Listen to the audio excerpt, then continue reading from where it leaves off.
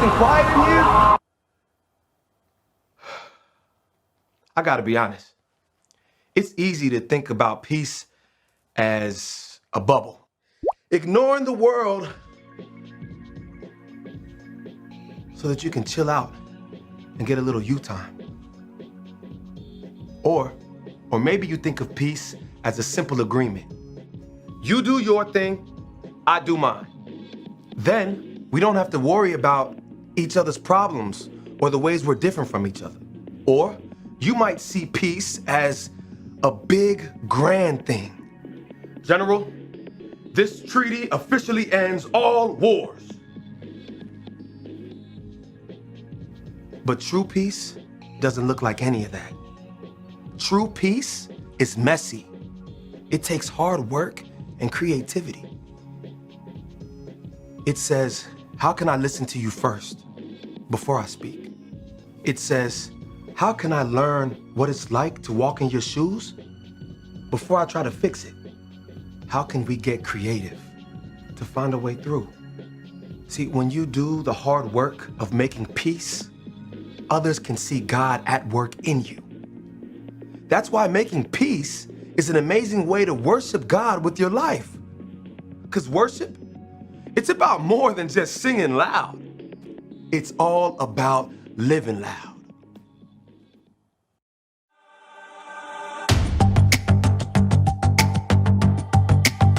You're my courage, I don't have to be afraid. You're my fortress, no matter what comes my way. You're my treasure forever, yes, we'll be together always. Even when the days get harder, I know you'll rescue me. Even when the sky is darker, I know you'll bring me peace. You are my strength, you are my savior.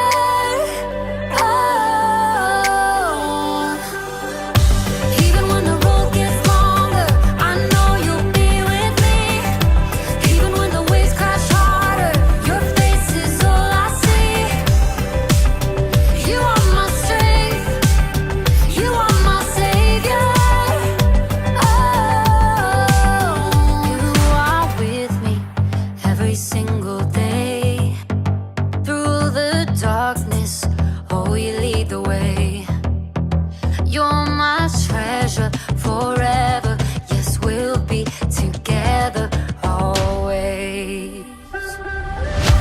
Even when the days get harder, I know you'll rescue me. Even when the sky is darker, I know you'll bring me peace. You are my strength, you are my savior.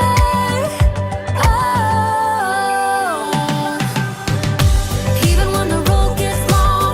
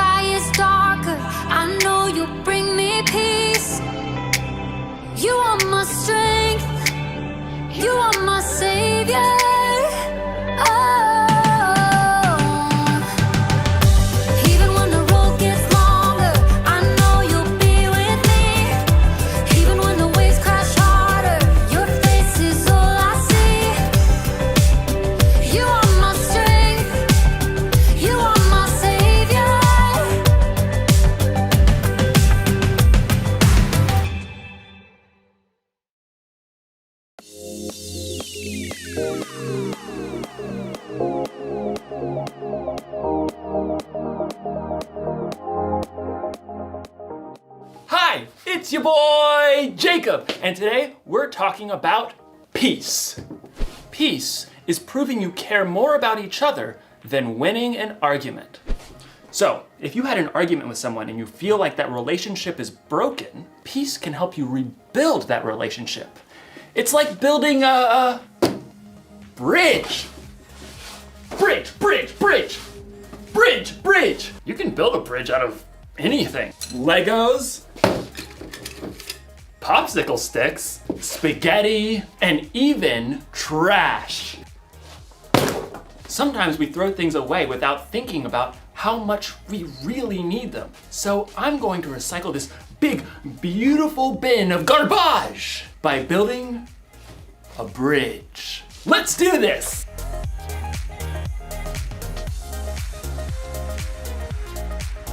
It's alive! Now we just need some glue. Glue. Oh! Glue stick. That should work, right? Everything you build needs the right kind of glue to hold it all together. Without the right kind of glue, everything can kind of fall apart. Now, ladies and gentlemen, I present to you the Recycle Bridge!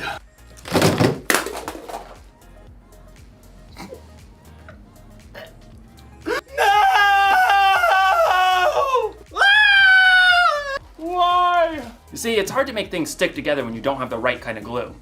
As you'll discover in today's story, helping people stick together takes the right kind of glue too. So, stick around. You see what I did there? Stick. The Bible. It's 66 books of history, stories, letters, and poetry that fit together to form God's one big story. The epic adventure of how He created us and loves us so much that He made a way to rescue us. As we travel through the Bible, from Genesis to Revelation, we discover people who met God and found their lives changed forever.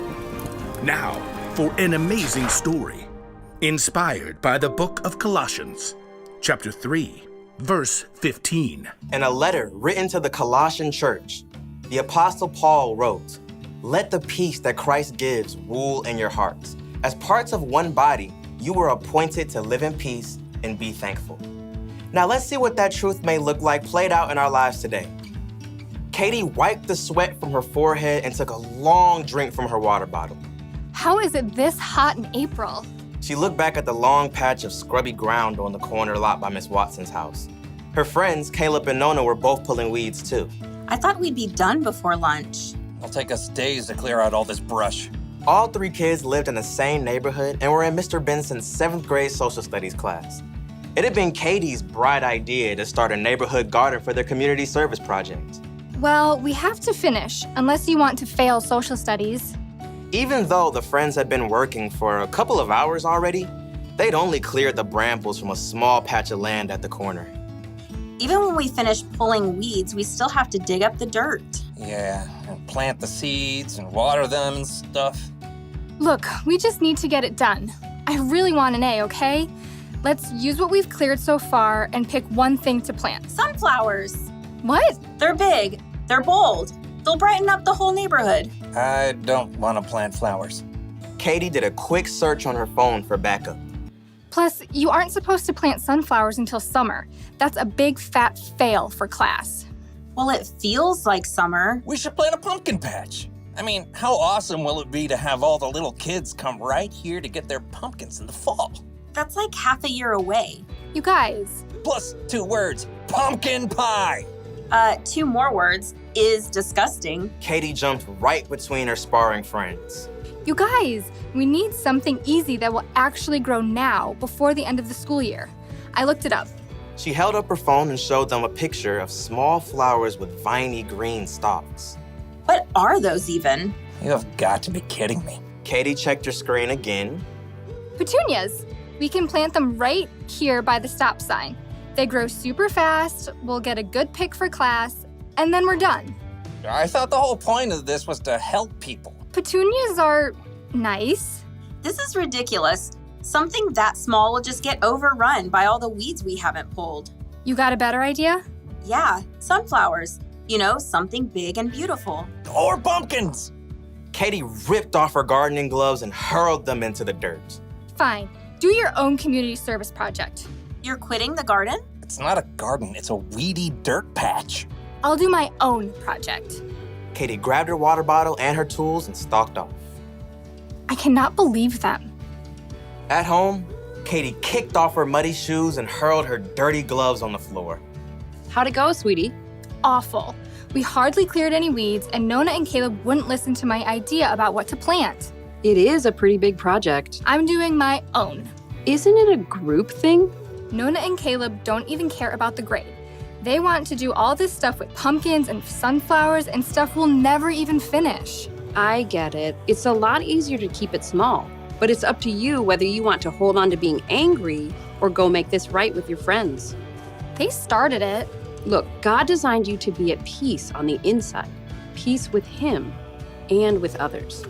Okay, yeah, I don't know where to start. You could start with more help.